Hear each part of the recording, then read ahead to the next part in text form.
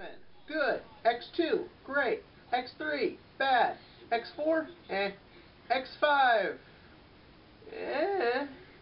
Now we've got the Wolverine coming up, and there's a new trailer, and now we'll see if we can go from eh to great. Cue title scene. I got this old guitar, the strings are rusty, but Now, X-Men is kind of a hard thing to judge. For most kids who grew up in the 2000s, such as myself, we loved X-Men. You had X1, every kid, a lot of kids I know say that was like their first PG-13 movie. X2 was epic.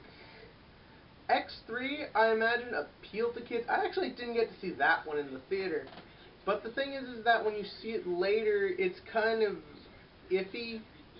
And when I say iffy, I mean bad. When you get to X-Men Origins Wolverine, it's a story we don't want. It's something that doesn't really impact anything. And it made Deadpool look like a loser. Then we get to X-Men First Class. A lot of people are torn about this movie. People really liked it. People really didn't. I didn't overly care for it. It's alright in a couple of scenes, but it's just kind of...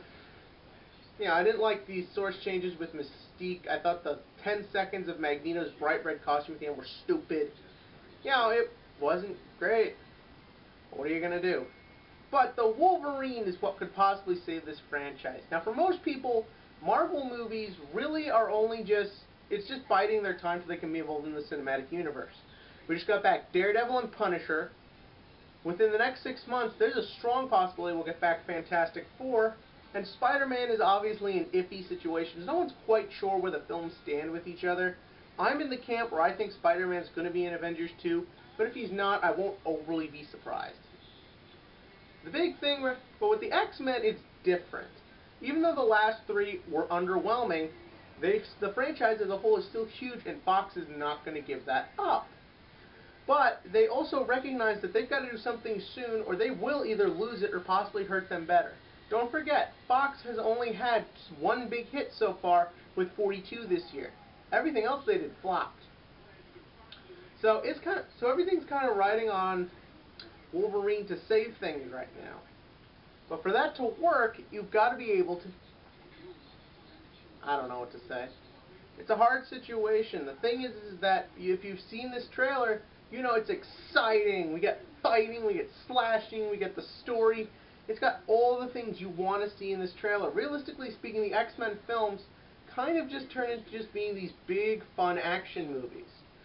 But the thing is that Wolverine is kind of on his own a different character. I feel part of the problem with Origins Wolverine is that the story was just so superficial.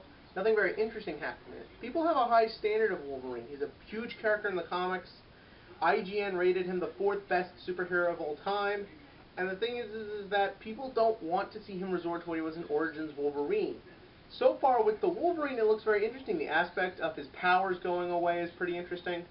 We see in the trailer, this new trailer, he's having nightmares about killing Jean Grey in X3. It's very in-depth. It's showing a lot.